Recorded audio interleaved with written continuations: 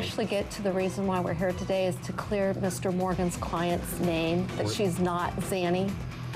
Caylee Anthony lashing out at attorneys for Zenaida Gonzalez. Both George and Cindy growing more and more furious as they're asked questions they believe are irrelevant to the civil matter. Back with my fantastic expert panel. Beth Karas, I want to clarify. Zenaida is alleging defamation of character. What does she need to establish legally to win her case? Because her attorneys say they have to find who the real killer is in order to prove that she's not the one. Well, you know, she's going to have to prove some sort of damages to collect anything, but they're saying she's not the Zenaida Gonzalez. She's going to have to show that statements were made that were directed at her that damaged her in some way. She says she lost her job and suffered other financial damages, and that she's entitled to collect for that. It is a little confusing now that the family's saying, no, she's not the Zenaida Gonzalez, but if, in fact, they had an opportunity to correct that earlier in this case, maybe Ms. Gonzalez would not have lost her job. But it's a little confusing whether or not she actually will be able to prove damages. You want to talk about it getting personal. Cindy and George Anthony said time and time again, as you just mentioned,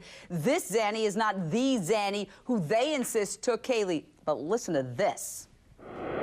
Casey's handwritten statement does not describe her. Her birthday is not September 1st. She's not 25 years old. She's not 5'7". She's not 140 pounds. She doesn't have black hair. She doesn't have perfect teeth. She's not a 10. I'm sorry, ma'am. You're cute, but you're not a 10. Well, ma'am, You're cute, but this isn't somebody that if something had happened to you yourself or your husband, that you had a method of reaching out and get a hold of. Actually, I had phone numbers for Zanny at different times, and I had addresses at different times. Okay, why don't you tell me the phone number? I don't have it now. Where is it? I don't have it now. Where would it have been? Would have been in an address book, something that Casey had or I had. All right, so when you say you had, let me just get this straight. You had addresses and phone numbers of Zanny. And Zanny, as you understand, when you're saying Zanny, I just wanted to make sure. Zanny's the person that you were saying was watching. Casey always gave me a phone number, yes. Now, Beth Karas, she also claims she handed all this information over to investigators. So, if there are these numbers and addresses that were handed to investigators, can prosecutors use that if it turns out there is no connection to Zanny the nanny? Because, of course, investigators believe that this person is a total fiction made up by Caylee Anthony. Yes, and they indeed have done that.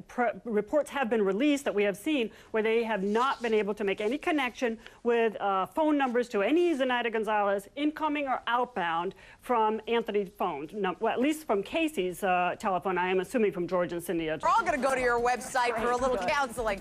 I want to thank my fabulous panel. Love talking to all of you. Please come back.